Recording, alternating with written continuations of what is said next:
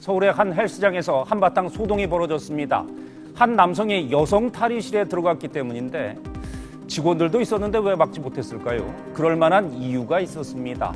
사건이 발생한 건 지난 19일입니다. 긴 머리에 분홍색 Tim investigasi Kim Yeon Kong stres depresi saat berada di tahanan polisi. Ratu voli Korsel Kim Yeon Kong yang kini jadi tahanan polisi akibat kasus suap KOFO dan pengaturan skor kini jadi tersangka diduga mengalami depresi dan stres saat menjalani pelimpahan tahap 2. Hal itu membuat Kim Yeon Kong membenturkan kepalanya dan menjerit-jerit di dalam mobil tahanan. Juru bicara Kejaksaan Tinggi Korea Selatan mengungkapkan peristiwa itu terjadi saat dalam perjalanan menuju Lembaga Pemasyarakatan Wanita Cheongju, Kim Yeon Kong ditahan di sana sembari menunggu pelimpahan berkas perkara ke pengadilan. Ia selesai menjalani tahap 2 itu, di mobil tahanan dia membenturkan kepalanya dan menjerit-jerit di dalam mobil tahanan, ucap jubir Kejaksaan Tinggi Korea Selatan. Jubir Kejaksaan Korsel menegaskan dalam proses pelimpahan tahap 2 dari penyidik kepolisian ke Kejaksaan pada Juli 2025, jaksa penuntut umum sudah mendapatkan kepastian perihal kondisi mental dan fisik Kim Yeon Kong. Sesuai syarat pelaksanaan tahap 2, tersangka harus kami pastikan mereka dalam keadaan sehat, makanya tahap 2 bisa terlaksana, kata jubir kejaksaan. Dia menduga Kim Yeon Kong membenturkan kepalanya dan menjerit-jerit di dalam mobil tahanan karena depresi lantaran juga akan dituntut dalam perkara lain di kota Seoul. Nantinya di persidangan juga sebelum dimulai, yang bersangkutan akan dipastikan sehat jasmani dan rohaninya. Bisa dilihat di situ. Dia menjelaskan dalam waktu dekat Kejati Korsel segera melimpahkan berkas perkara Kim Yeon Kong ke pengadilan untuk mendapatkan jadwal sidang.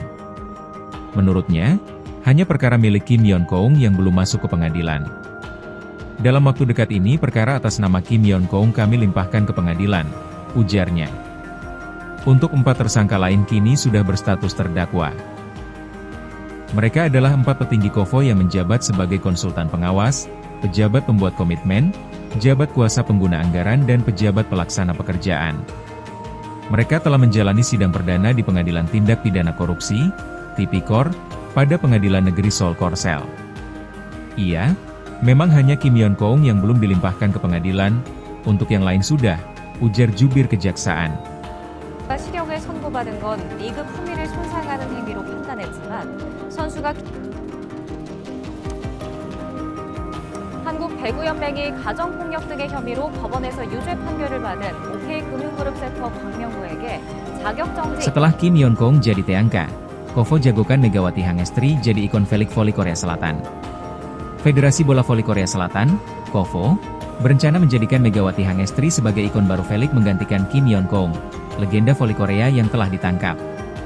Upaya ini dilakukan untuk menjaga popularitas kompetisi tersebut setelah penangkapan Kim Yeon Kong yang selama ini menjadi simbol utama Liga Voli Korsel. Menurut sejumlah media Korea, Megawati dianggap sosok yang tepat berkat kontribusinya yang luar biasa selama 2 musim terakhir bersama tim Red Sparks. Meski kini Megawati telah kembali ke Indonesia dan tidak memperpanjang kontrak dengan Red Sparks, namanya masih terus menjadi sorotan di Korea Selatan. Keberhasilan Megawati membawa Red Sparks bersaing ketat, termasuk menyingkirkan juara bertahan Hyundai Hillstate dalam laga Best of 3, menunjukkan pengaruh besarnya. Selain itu, Red Sparks harus menghadapi tantangan berat melawan Pink Speeders yang punya keuntungan lebih banyak bermain di kandang dan waktu istirahat yang lebih panjang. Tak heran jika kepergian Megawati meninggalkan kekosongan yang cukup dalam bagi tim maupun KOFO. Kehadiran Megawati juga dinilai berperan penting dalam memperkenalkan sistem kuota pemain Asia di V-League. Salah satu media Korea, MIP, menyebutkan bahwa Megawati adalah pemain yang membuktikan efektivitas sistem tersebut sejak diberlakukan pada musim 2023 hingga 2024. Mega membangun fondasi sistem kuota Asia di V-League. Kehadirannya menarik perhatian fans Asia dan meningkatkan daya saing liga, tulis MIP. Meski Megawati sudah tidak lagi bermain di Korea Selatan, banyak pihak berpendapat bahwa KOFO tetap harus menjadikannya sebagai salah satu ikon V-League karena pengaruh positif yang telah ia berikan bagi perkembangan liga tersebut.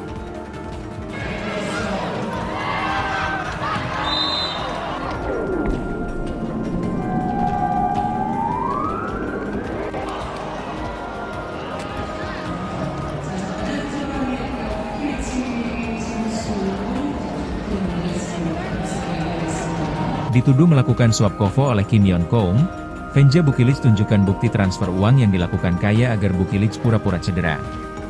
Kabar dunia voli Korea Selatan kembali geger para pemain saling bongkar dosa. Kali ini Bukilic mantan pemain Red Spark dan juga sahabat Megawati. Mengeluarkan statement saat dirinya cedera di final V-League adalah sandiwara yang disutradarai oleh Ratu Voli Korsel Kim Yeon Keung. Sandiwara Vanja Bukilic cedera, agar membuat mimpi Megawati raih gelar juara makin berat dan Red Spark kalah.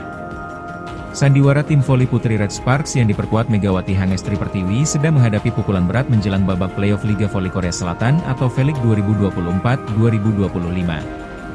Pemain asing andalannya, Vanja Bukilic, mengalami cedera parah yang membuatnya tidak bisa dimainkan selama 1 bulan.